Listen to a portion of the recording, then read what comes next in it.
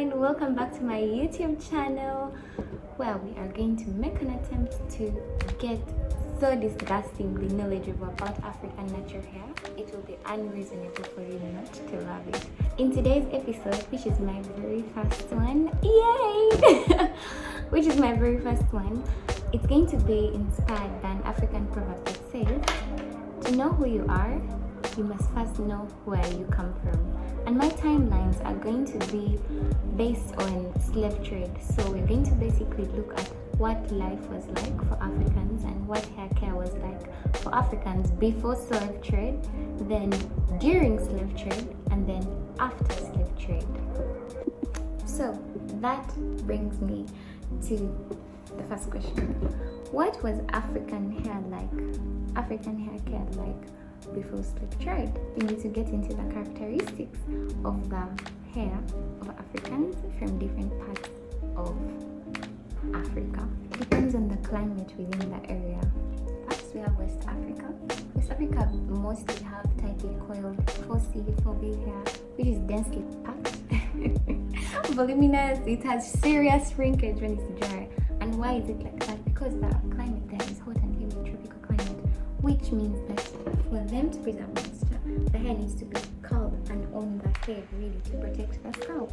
Then we come to East Africa, which is where I come from. We have a range which is kinky and coily, going from 3C to 4B. So there's like a whole wide range within one same region. Why is that? Because the climate in Ethiopia is not the same climate as what's in Uganda. For Uganda, as you can see, I think I have the tight coils, so that's 4C. But for Eritrea, I didn't see a whole different person. You didn't see a different person in Somalia. Their hair is slightly wavy. Eritrea is loose coiled, and then Ethiopia is 4C but softer.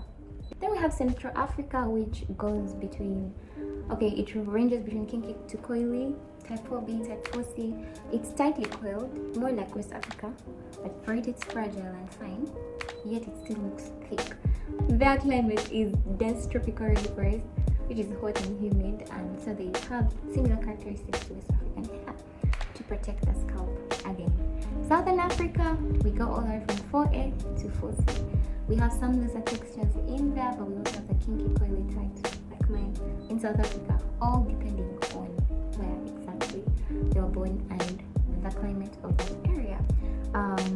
Especially one interesting hair type is the peppercorn hair, which in my country is called kaweke. Kaweke is a characteristic hair texture for the Khoisan.